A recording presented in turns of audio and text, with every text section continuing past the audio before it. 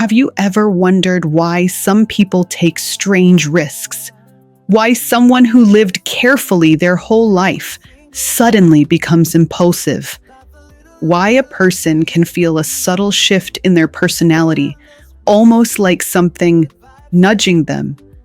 And what if I told you millions of people carry something inside them right now? Something ancient, biological, and intelligent in its own way. A parasite that has learned how to control behavior. Not just in animals, not just in insects, but in humans. The parasite is called Toxoplasma gondii, toxo for short. And depending on which country you live in, up to half the population has it. Half. But here's the twist. Most people never know it's there. Because toxo doesn't want you sick. It wants you alive, moving, functioning, so it can quietly influence you. This parasite learned how to control behavior in animals. It makes mice run toward cats. It makes them lose their instinct for survival. But when scientists realized humans were infected too, the question became unavoidable. Does it control us too? Baby, a parasite in half the people walking around and nobody told us because suddenly some of y'all behavior makes sense. Milo. No, because is that why some people drive like they have nothing to live for? Is that why some folks keep texting their ex? We're gonna get there. Toxoplasma gondii typically spreads through 3 routes. 1. Undercooked meat. 2. Contaminated soil. 3. Cats and their litter. It forms cysts inside the human brain, where it can persist for decades, possibly for the rest of a person's life.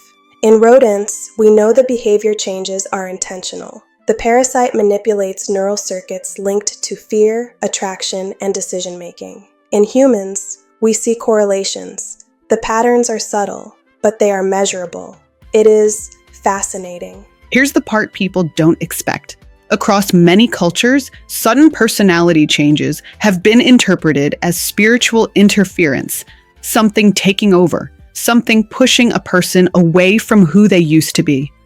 We now know biology plays a role, but the feeling, the sensation that something is influencing your decisions, people have described that for centuries. Spiritual language was the first model humans used to explain behavioral shifts. Today, neuroscience is catching up. If toxo can erase fear in a mouse, what does it erase in us? In this video, we're diving into how toxo alters risk-taking, how it affects mental health, how it may shift personality and emotional responses, and how it might even influence attraction, all backed by real studies. No exaggerations, no fear-mongering, just science. But this story is going to take you places, deep places, into the biology of instinct, into the mystery of consciousness, and into questions scientists are still afraid to fully answer. If you've ever felt yourself become strangely brave, or impulsive, or suddenly unafraid of something that used to scare you, there's a chance something biological nudged you in that direction. One of the most shocking discoveries in behavioral biology is this. Humans with Toxoplasma gondii show measurable increases in risk-taking. Not imagined, not anecdotal, measured. But let's start with where scientists first noticed it, with a small, trembling creature in a field. Infected mice don't fear cats anymore. They're actually drawn to them. They walk toward danger. They explore open spaces instead of hiding. They hesitate less. Something overrides their survival programming. When scientists studied humans with toxo, they found something unexpected. Their reaction times are slower, and their risk-taking is higher, especially in men.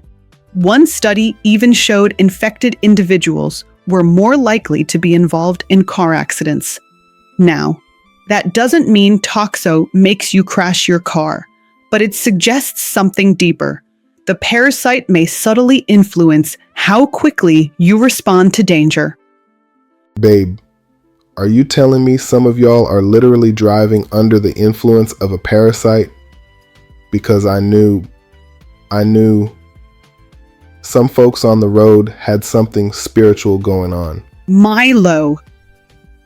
No, because you're telling me this microscopic thing is sitting in people's brains like, turn a little faster, baby. Oh, I'm scared now.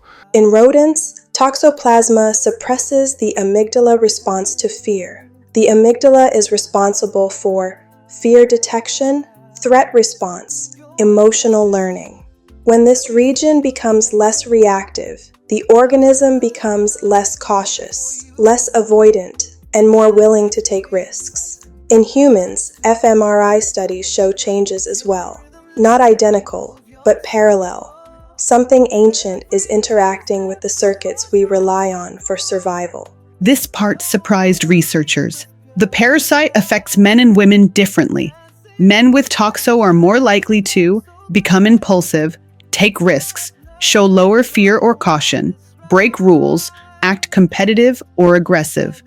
Women with toxo are more likely to show increased warmth, increased sociability, higher affection, increased social trust. A parasite, changing personality traits differently depending on gender. Some scientists even describe the effect as subtle personality sculpting. Science fiction sounds jealous right now. Inside the brain, toxo forms cysts that can remain for a lifetime. Some stay dormant. Some interact with neurotransmitters like dopamine. Neuroscience is only beginning to understand how this changes behavior. Researchers discovered something unusual. Toxoplasma produces an enzyme associated with dopamine. Dopamine influences reward, motivation, risk-taking, decision-making, addiction, impulsivity. So when a parasite interacts with dopamine systems, behavior may shift in subtle but powerful ways. Think of dopamine like the brain's do it again signal. Now imagine a parasite tapping into that system. Ancient biology, nudging modern decisions. Some researchers describe parasitic behavior modification as emergent intelligence, not consciousness, but a natural system that produces consistent behavioral outcomes. The parasite does not need to think. Its biology performs the manipulation automatically. It knows, through evolution, that altering fear and reward pathways increases its transmission. It is elegant in a disturbing way. So basically, this parasite said, I'm not going to kill you. I'm just going to tweak your personality a little bit, sweetie. Just a sprinkle of chaos. A dash of impulsiveness. A pinch of YOLO energy. 'Cause this is wild. Not me wondering who in my friend group has it. One of the most dramatic findings came from a Czech military study. Male soldiers infected with toxo scored higher on risk-taking scales, showed lower fear responses, and performed more impulsive decisions during simulated motorcycle scenarios. Their performance wasn't worse, just riskier. That's not random. That's behavioral modification. When dopamine pathways are altered, your internal cost-benefit calculator shifts. Something that used to feel dangerous feels interesting. Something that used to feel like a bad idea feels tempting. Something that used to feel risky feels worth it.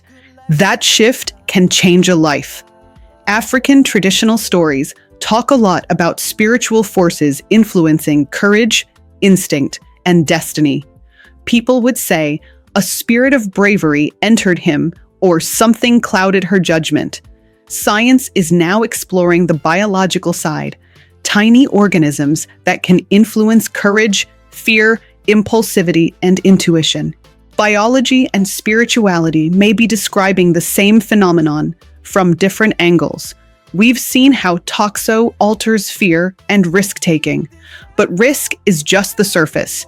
There is a deeper layer, one that affects mental health, thought patterns, and emotional experience itself. Next, we talk about the brain, mental health, and the unexplained patterns researchers still can't fully solve. And this is where the mystery becomes personal. Risk-taking is one thing.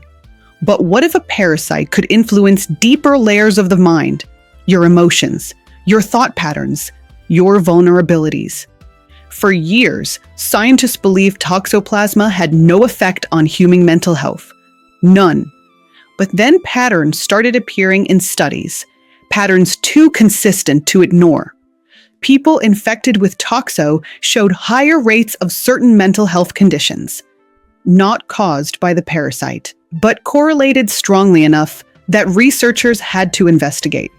And this is where the story takes a turn. The mind is not a single structure. It's billions of circuits interacting at once.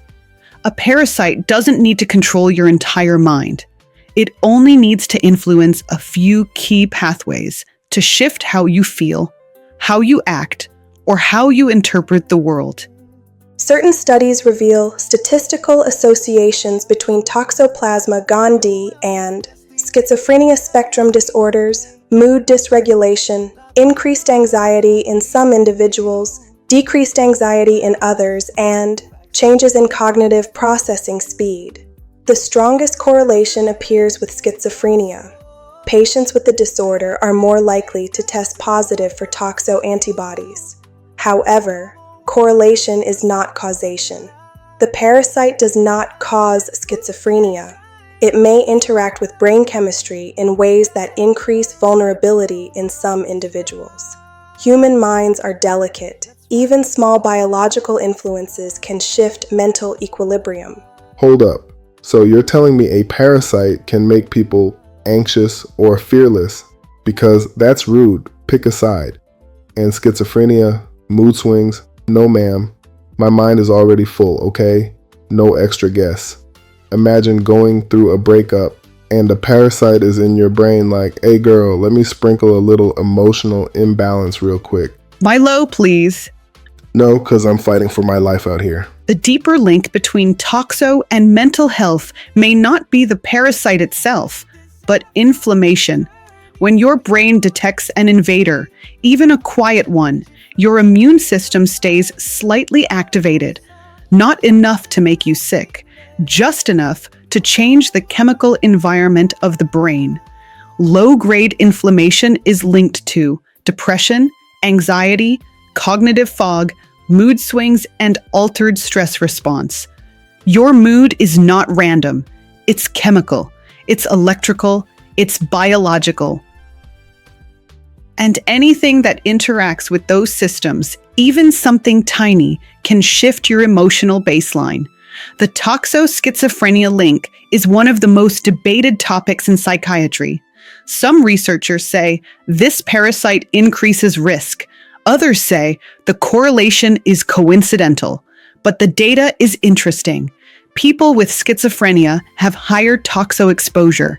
People with toxo show altered dopamine pathways.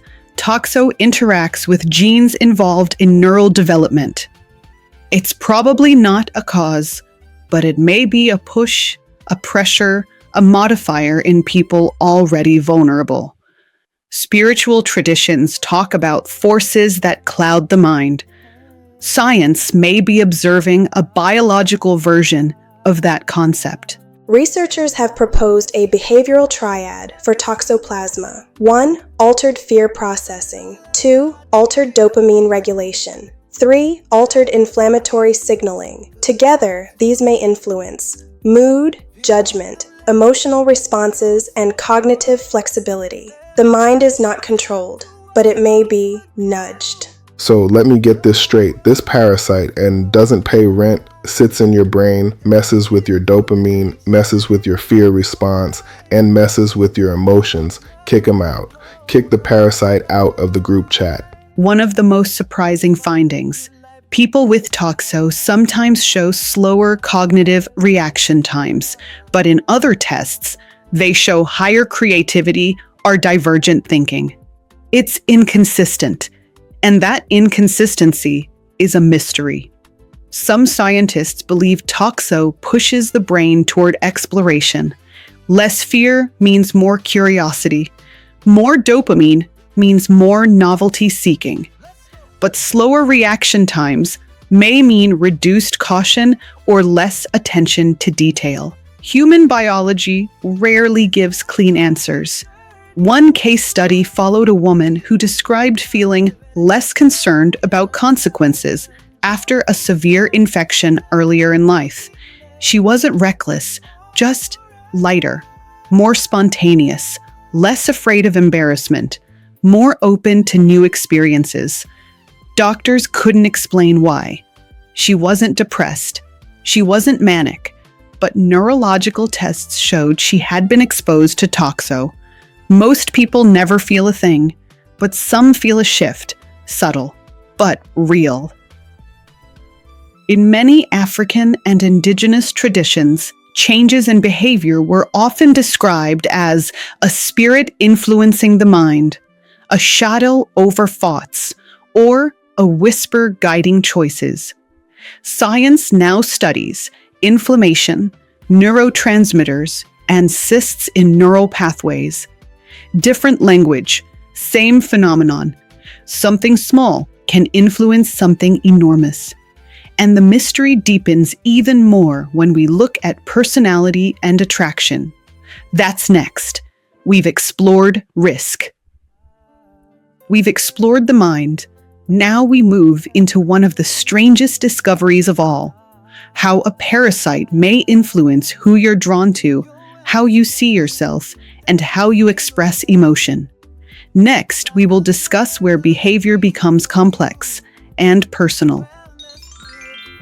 Up to now, we've talked about fear, risk, impulse, emotion.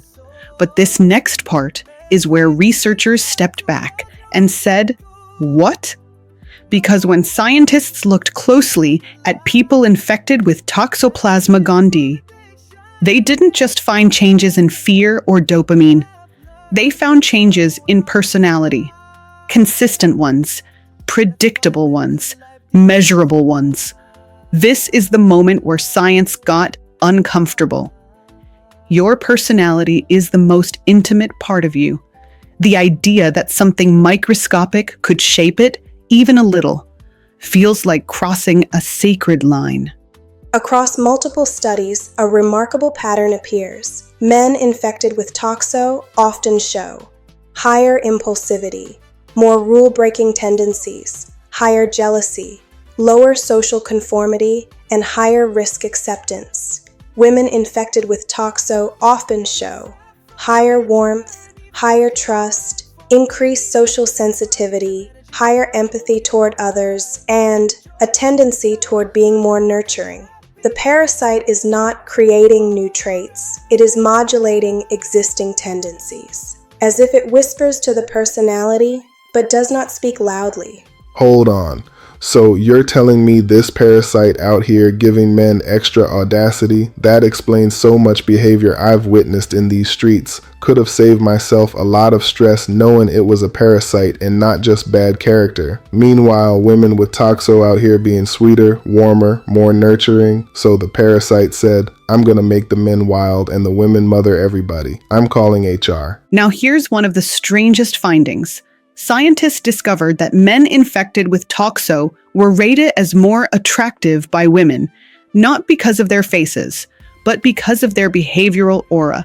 More confidence, less fear, more unpredictability, slightly altered facial symmetry. And for women infected with toxo, they were often perceived as more sociable, more affectionate, and more expressive. Traits many people find attractive. A parasite, shaping the chemistry of attraction. That's a lot to sit with. So you mean to tell me this parasite is out here playing matchmaker? Oh, you two would look cute together. Let me tweak your dopamine real quick. Excuse me, not the parasite pushing people into relationships. Some infected individuals report something else, a slight emotional blunting. Not depression, not numbness, just muted reactions to stress, a softer fear response, a calmer emotional baseline, less startle reflex, almost like their emotional volume is turned down by 10%. That quietness can feel peaceful for some and concerning for others. Biology influences how we feel, but most of us never question why we feel the way we do. Emotional blunting may come from altered amygdala activity, dopamine modulation, reduced fear circuitry, minor neuroinflammatory changes, parasitic cysts near limbic structures. The mind interprets threats differently. The body reacts differently. The emotional system recalibrates, not dramatically, but measurably. Humans assume their emotions belong solely to them, but biology participates in everything. Ada, be honest with me. Are you saying some of these toxic men weren't toxic, they were just toxo? Because suddenly I feel very generous, but not too generous. One psychiatrist wrote about a man who experienced a sudden change after a severe illness. He became calmer, less reactive, less afraid of consequences, more risk-accepting, but also less emotionally intense. His wife said it was like his edges softened. Later tests revealed he had antibodies for toxo. He wasn't controlled, he wasn't possessed, but something had touched the chemistry of who he was. How much of who we are is really us? How much is biology, genetics, environment, microbes, and how much is mystery? Across the world, behavioral shifts were often explained spiritually. A person lost their spirit of caution. Something is clouding their emotions. A presence altered their desire. Or the ancestors withdrew their protection. Today we say neurotransmitters, inflammation, or neuromodulation. Different traditions, different vocabularies. Same human attempt to understand change. We've reached the deepest part of the mystery. Risk, emotion, attraction, personality. But the story is not complete without one more layer. What does this mean for us today? How do we protect ourselves? Can we reduce our risk? Is there a way to detox or avoid infection? And why did evolution allow this parasite to survive? The answers are surprising. The final reveal begins now. After everything we've uncovered, the changes in fear, risk, emotion, personality, and attraction, there's one question everyone asks: am I infected? Because the truth is simple. You don't feel Toxoplasma gondii. There are no symptoms, no warning signals, nothing dramatic. It sits in the brain quietly, patient, ancient, subtle. But this story is not meant to scare you. It's meant to reveal something powerful: how fragile, how complex, and how beautifully interconnected the human mind is. Most people are exposed through 1. Undercooked meat, 2. Contaminated soil, 3. Uncleaned cat litter, and 4. Unwashed vegetables. The parasite's goal is not harm, it is transmission. In humans, its behavior modification is an evolutionary leftover, a remnant of what it does to rodents. But humans are not rodents, so the effects are subtle, diffuse, often unnoticeable. So wait, I can't blame all my personality flaws on a parasite. Ugh, I was ready to use that excuse for at least 3 situations. Milo, please. No, because imagine getting pulled over and being like, "Officer, it wasn't me, it was the toxo. Case dismissed." Here's the truth. If you're healthy, Toxoplasma is usually harmless. Most people infected will never notice a thing. Most behavioral effects are subtle. Most changes are so small, they blend into personality. The only people who face real danger are individuals with weakened immune systems and pregnant individuals because of fetal risk. For the average adult, toxo isn't a threat. It's a curiosity, a biological mystery. But that doesn't mean we ignore it. Ways to reduce your risk. 1. Fully cook your meat, especially pork, lamb, and venison. 2. Wash fruits and vegetables. Soil can carry the parasite. 3. Avoid handling cat litter if pregnant or immunocompromised. 4. Wear gloves when gardening. 5. Wash hands thoroughly after handling raw meat. Simple steps, big difference. So basically, wash your produce, cook your meat, and don't be sniffing random cat litter. Got it, I'm safe. I don't cook or garden. Here is the most misunderstood part. If you are infected, there is currently no medication that removes Toxoplasma cysts from the brain. However, this does not mean you are in danger. The cysts are dormant, inactive, barely interacting with neural tissue. Many humans will live their entire lives without a single symptom or behavioral shift. The mind is resilient. Some scientists believe humans and parasites have been interacting for so long that our biology adapted to each other. Think about it.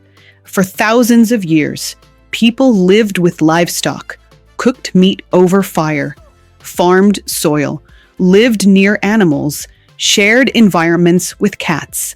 Toxo has been here longer than civilization. Sometimes, evolution doesn't eliminate a parasite because its impact isn't destructive enough to threaten survival. In a strange way, we coexist. This whole thing got me thinking, if something tiny can change us just a little, are we still fully us? Or are we a mix of everything we've eaten, everything we've touched, every micro thing we've ever encountered? It feels deep. This is the part I want you to hear clearly. You are still you. Your personality is yours. Your choices are yours. Your emotions belong to you. A microbe cannot take your identity. It cannot erase your spirit. It cannot rewrite your soul. It can nudge biology. Yes, all organisms do. Stress nudges biology. Hormones nudge biology. Love nudges biology. Being human means being influenced by many things, but choosing who you become anyway. That's the beauty of consciousness. Our ancestors talked about unseen forces affecting the mind. Whispers, shadows, energies. They didn't have microscopes, but they understood something important. Humans are not isolated. We are always interacting with the world, physically, spiritually, biologically. What science calls behavior modification, tradition might call misalignment or lost balance. Different languages, same idea. Stay aware yourself, stay aligned, stay centered.